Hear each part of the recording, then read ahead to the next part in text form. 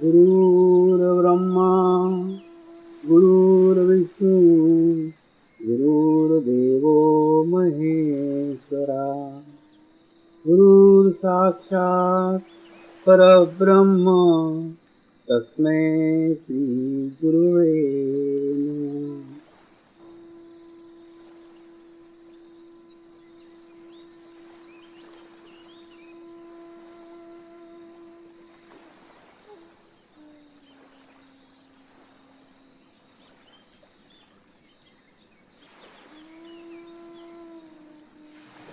मेरे साथ ध्यान की शुरुआत करेंगे।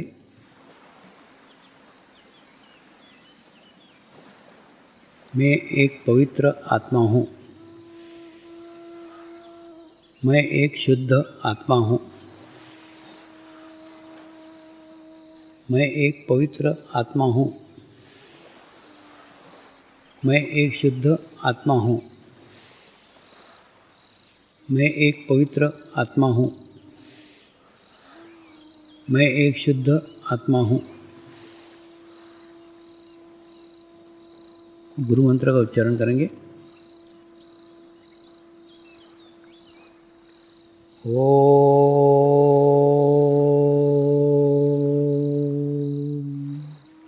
श्री शिवकृपानंद स्वामी नमो नमः। ओम श्री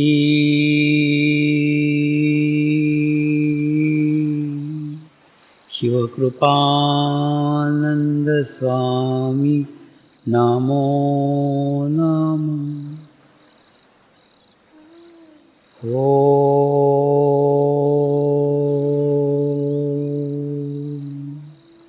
श्री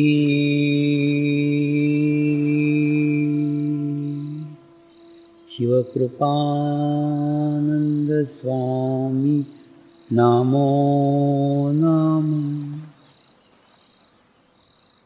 ओम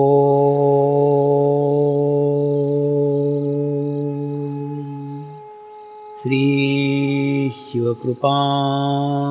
शिवकृपानंद स्वामी नमो नमः। ओम श्री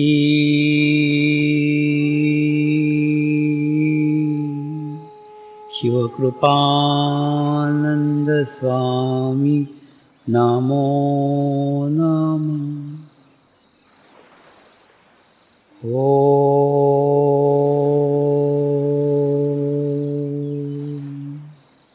श्री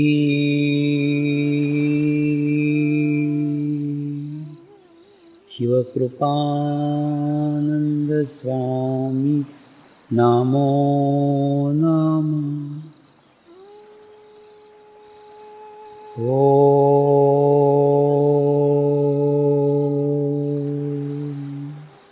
श्री शिवकृपानंद स्वामी नमो नमः। ओम श्री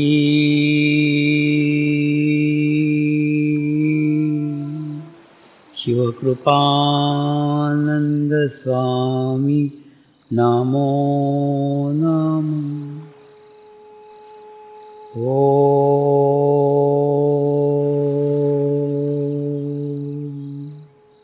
श्री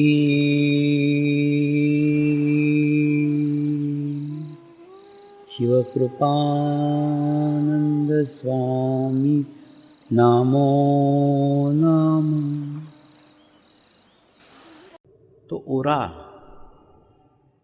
आभामंडल ये कल्पना नहीं है। ये आसपास निर्माण हो जाने के बाद में प्रकृति भी उसके विरोध में नहीं आती।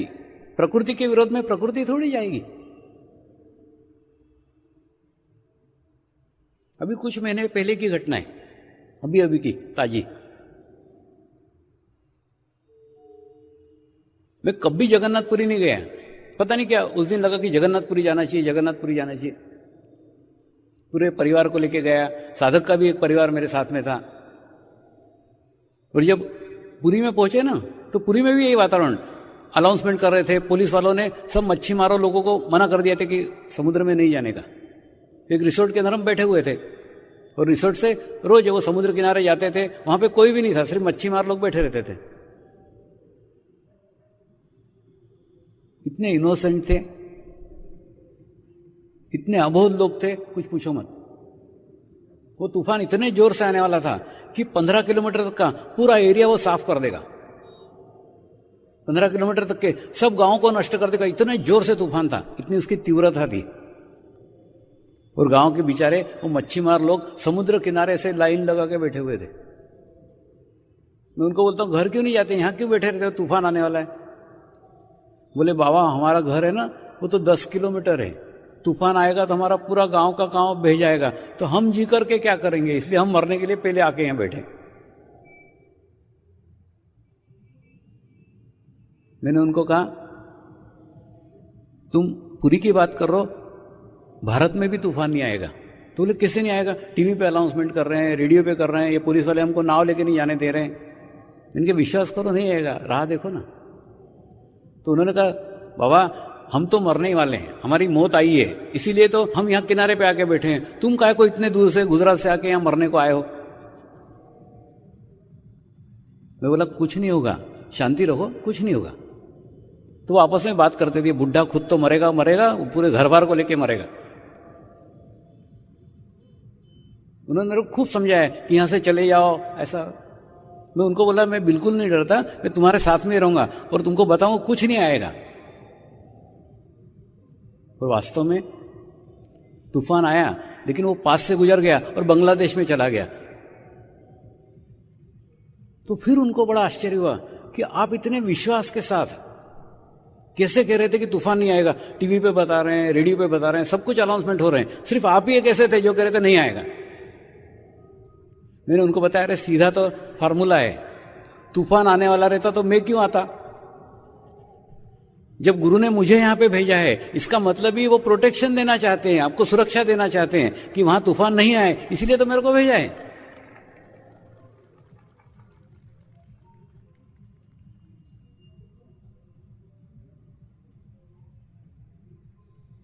दूसरा, तेरे को मैं एक अकेला बुढ़ा लग रहा हूं, मैं अकेला नहीं हूं, मेरे साथ लाखों साधक हैं, लाखों साधकों की संख्या है। तेरे तूफान में इतनी ताकत नहीं है जो लाखों को मार सके। तो लाखों सकारात्मक लोग जब उस पुरी के किनारे पे बैठे हुए हों तो तूफान कैसे आ सकता है।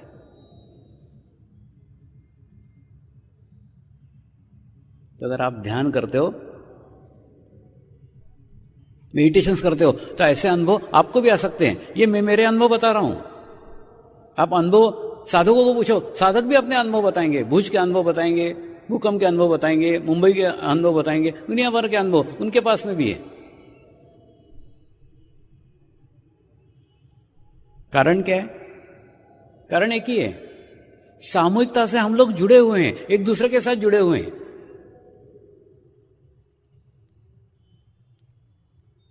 मेरे को मुंबई में रहना अच्छा नहीं लगता, खूब भीड़ भाड़ है, खूब विचारों का प्रदूषण है।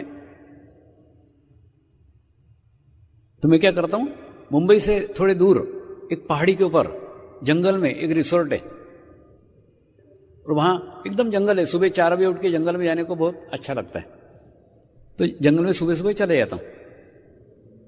एक आम का बहुत बड़ा वृक्ष है वहां पे थोड़ा ऐसा ओटले जैसा बना हुआ है, तो सुबह 4 बजे जाके वहां ध्यान करता हूं, वहां मेडिटेशन करता हूं। तो एक दिन ऐसे ही ध्यान करते बैठा था और जब सुबह जैसे आंख खुली तो देखा कि सामने 2 पति पत्नी बैठे हुए थे और उन्होंने फिर मुझसे पूछा कौन सा ध्यान कर रहे हो, क्या ध्यान है। ऐसे ध्यान के ऊपर थोड़ी देर बातचीत चलती रही, एक आधा घंटा बातचीत हुई। आधा घंटा बातचीत होने के बाद में वो दोनों पति पत्नी चले गए। दूसरे दिन फिर सुबह मैं उसी झाड़ के नीचे ध्यान कर रहा था, फिर सुबह जैसे ही ध्यान में से उठा फिर देखा तो फिर वो दोनों जने बैठे हुए थे और वो पति बहुत खुश थे, पति बहुत प्रसन्न थे। और पति बोले स्वामी जी, मैं एक बहुत बड़े कंपनी का आईटी का प्रमुख हूं और एक प्रोग्रामिंग मैं महीनों से प्रयत्न कर रहा था, प्रयास कर रहा था कि मैं बना डालूं, लेकिन नहीं बन पा रहा था, और चमत्कार हो गया, आपको मिलके गया और 2 घंटे में हो गया। तो मैंने उसको बताया चमत्कार वमत्कार जैसी कुछ चीज नहीं है। अरे बाबा, तू लाखों लोगों के सामूहिकता के साथ आधा घंटा रहा ना, तो तेरे अंदर तो चेंज आएगा ही, तेरे अंदर बदलाव आएगा ही। नहीं आया तो चमत्कार है, आना ही था, ये तो होना ही था। तो आप किसी सामूहिकता के साथ रहते हो, किसी कलेक्टिविटी के साथ रहते हो, तो उस सामूहिकता का प्रभाव आपके ऊपर तो पड़ेगा ही। तो उसके अंदर अगर आधे घंटे में प्रभाव पड़ा तो आपके ऊपर नहीं पड़ेगा। आप तो 8 दिन से बैठ रहे हैं यहां। कितना प्रभाव आना चाहिए, जीवन परिवर्तित होना चाहिए, रूपांतरित होना चाहिए, बदलाव आना चाहिए, चेंज होना चाहिए।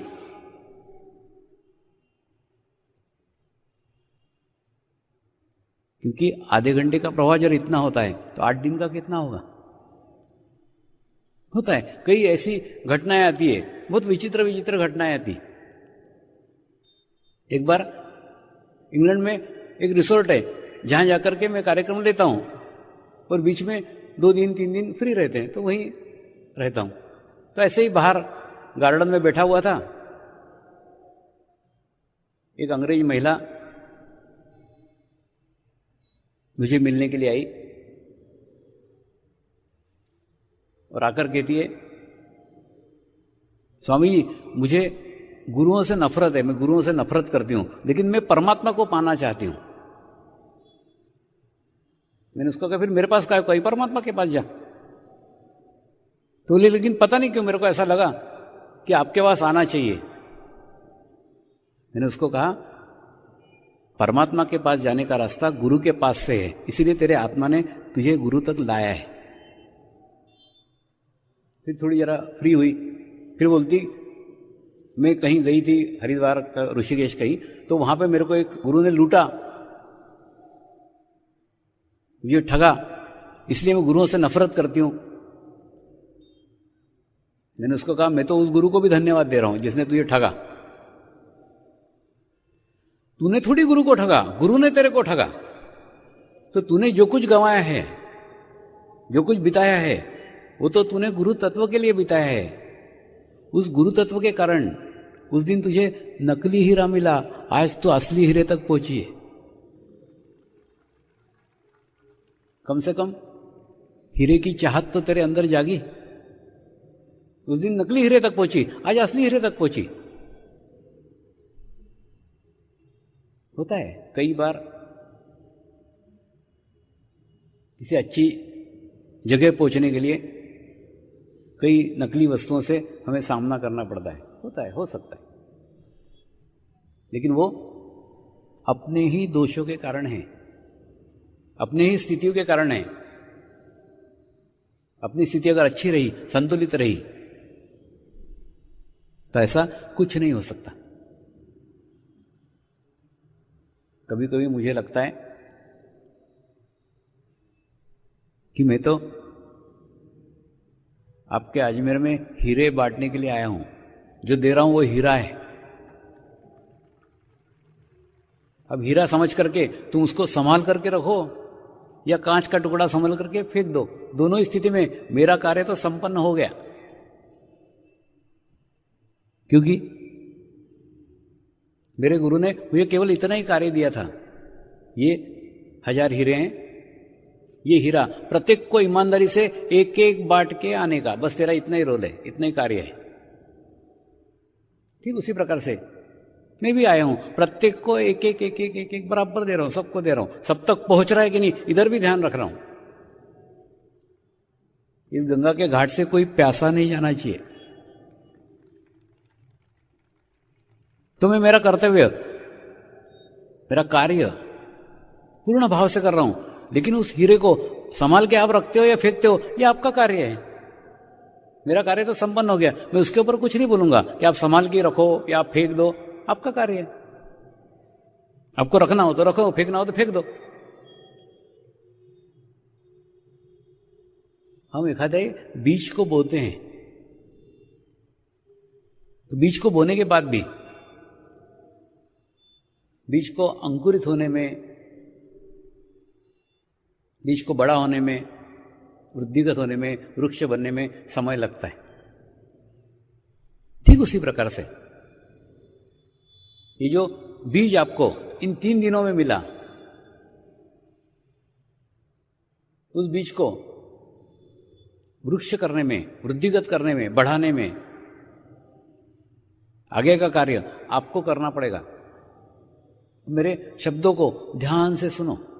आज आपके जीवन में कुछ भी समस्या हो, आज आपके जीवन में कुछ भी प्रॉब्लम हो, उस प्रॉब्लम को, उस समस्या को कागज पे लिख के रखो और लिख करके पूर्ण रूप से समर्पित कर दो उस सामूहिकता को, उस कलेक्टिविटी को, और कर करके 45 दिन तक ध्यान करो, 45 दिन तक मेडिटेशन करो। अगर 45 दिन के बाद आपकी समस्या हल हुई तो ध्यान आगे रखो, नहीं तो बंद कर दो। इतने विश्वास के साथ कौन कह सकता है? मैं कह रहा हूं, आप करके देखो। 45 दिन ध्यान साधना करके देखो और आपके जीवन की कोई भी समस्या, कोई भी प्रॉब्लम, सब प्रॉब्लम उसमें आ गई। कोई भी समस्या, कोई भी प्रॉब्लम के ऊपर से चित्त हटाओ। 45 दिन ध्यान में लगाओ। मुझे जीवन में एक भी साधक ऐसा नहीं मिला है जिसने 45 दिन तक नियमित ध्यान करा हो और उसकी समस्या हल न हुई हो।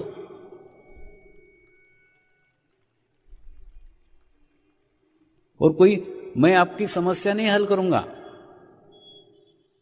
मैं कोई आपकी प्रॉब्लम नहीं हल करूंगा, आपकी समस्या आप ही हल करोगे।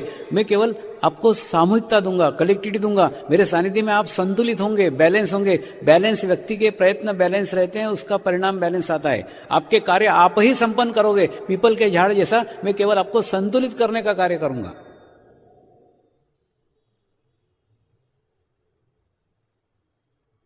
करके देखो। इतना जीवन, इतनी उम्र आपने आपके इच्छा अनुसार व्यतीत की है, मनमानी से जैसा चाहिए वैसा किया है। सिर्फ जीवन के 45 दिन एक आधा घंटा ध्यान करके देखो, आधा घंटा मेडिटेशन करके देखो, तो आपका जीवन परिवर्तित हो जाएगा, चेंज हो जाएगा। तो कल के बाद में वो अनुष्ठान प्रारंभ हो रहा है। 45 दिन का अनुष्ठान प्रारंभ हो रहा है। उस अनुष्ठान में सहभागी हो, सामूहिकता में ध्यान करो, कलेक्टिविटी में ध्यान करो, क्योंकि अकेले ध्यान कभी हो ही नहीं सकता। जहां साधकों का समूह है वहां मैं हूं। मेरा भी अस्तित्व सब लोगों में बटा हुआ है, एक एक में बटा हुआ है।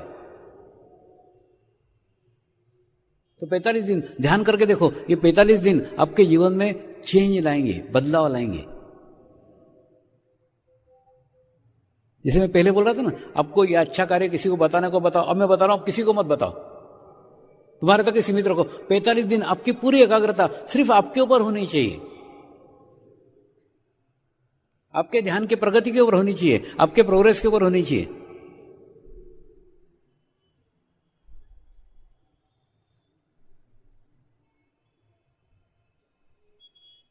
आज महिलाएं कितनी बड़ी संख्या में यहां संगठित हुई है, उसको संगठित करो, एकत्र हो जाओ।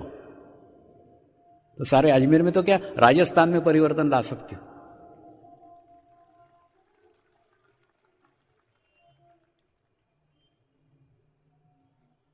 महिलाओं की एक विशेषता है, उनके हाथ से बांटने का कार्य बहुत बड़े स्तर के ऊपर होता है। करती है नहीं, होता है, क्योंकि स्वभाव हो गया है बांटना। वो अपने तक रख ही नहीं सकती।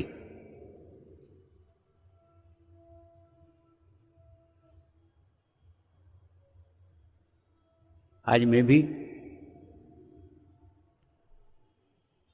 जो दुनिया भर बांटते फिर रहा हूं, उसके पीछे भी गुरु मां का बहुत बड़ा सहारा है।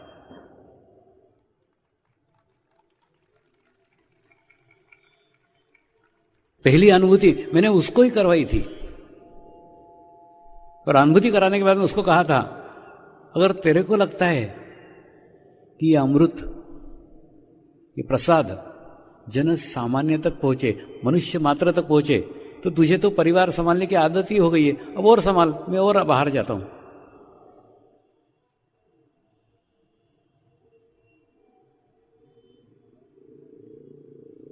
तो उसने घर को संभाला, उसने बच्चों को संभाला, इसीलिए ये कार्य में इतने विशाल तौर पे कर सका।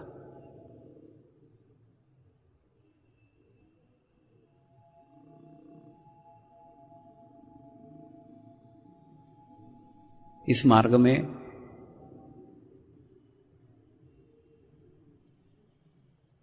आने के बाद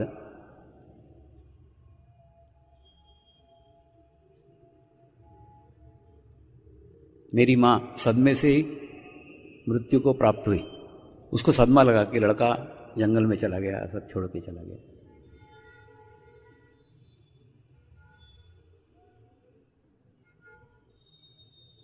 तो उस बात को नहीं हजम कर पाई, लेकिन मैंने एक मां को गंवा करके लाखों माएं प्राप्त की है।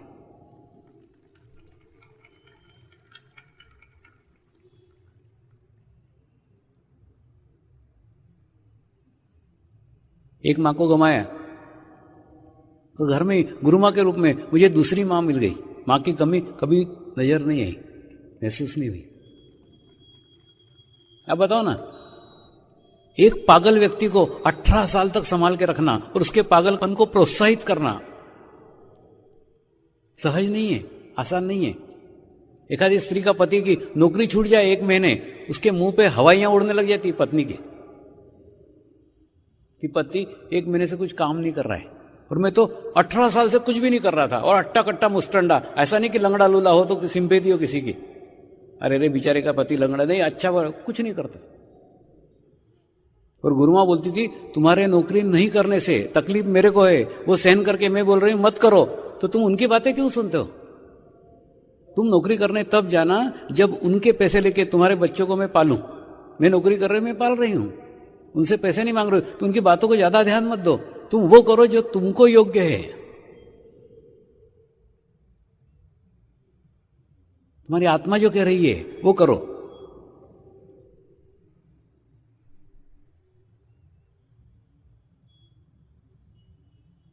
सचमुच पागल जैसे ही मेरा हाल है।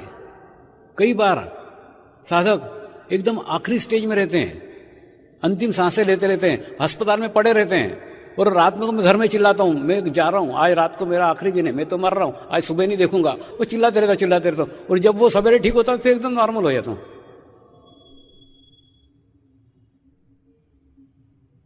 क्योंकि एक एक साधक के साथ जुड़ा हुआ हूं, एक एक साधक की पीड़ा मैं अनुभव करता हूं।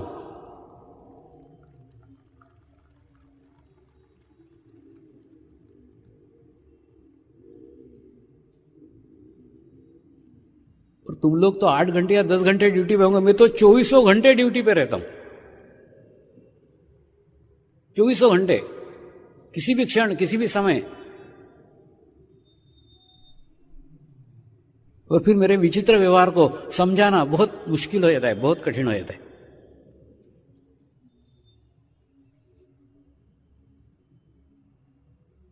एक बार ऐसा ही हुआ था, मैं मेरे परिवार के साथ बहन के घर गया, अभी हाल ही की बात है।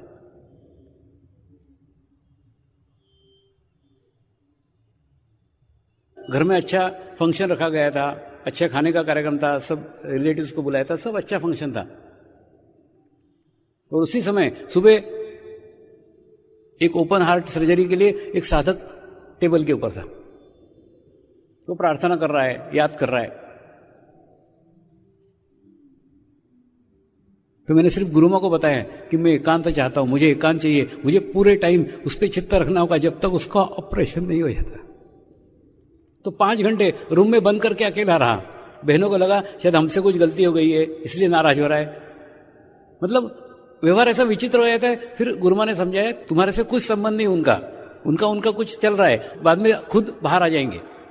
कुछ नहीं, 5 घंटे एकांत पे रहा, उसका ऑपरेशन सफल हुआ। उसके बाद में मारा है। वो डॉक्टरों के हाथ पैर फूल गए थे, बहुत कॉम्प्लिकेटेड ऑपरेशन था। और उनको भी आश्चर्य हुआ कितने आसानी से हो गया, कितने सफलता से हो गए, कितना अच्छे से हो गए। ऐसे 2400 घंटे ड्यूटी पे रहता हूं, कभी भी कौन सा टाइम आ जाए, कहां चित्त जाए, कुछ भरोसा नहीं। कौन याद कर रहा है, कौन बुला रहा है, कुछ पता नहीं।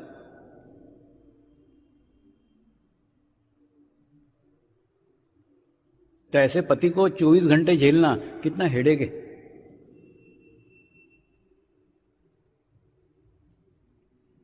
किसी भी क्षण कुछ भी होता रहता है।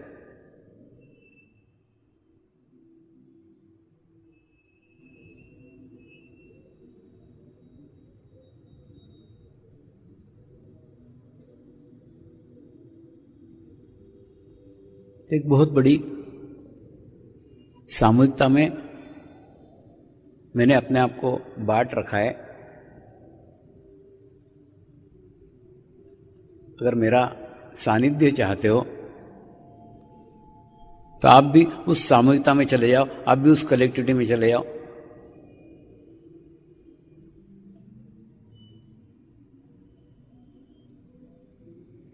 कि उसी सामूहिकता में मैं भी रहता हूं।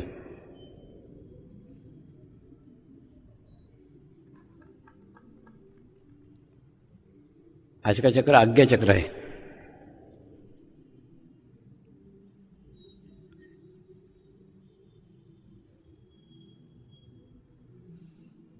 आज्ञा चक्र का द्विदलीय चक्र है, यानी दो पंखुड़ियां हैं। रवि ग्रह का स्थान है।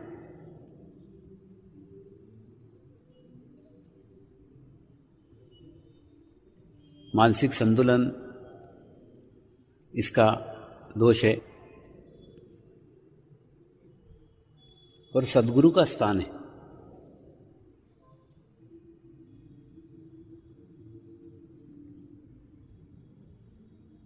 और इस चक्र को पार करने का तरीका,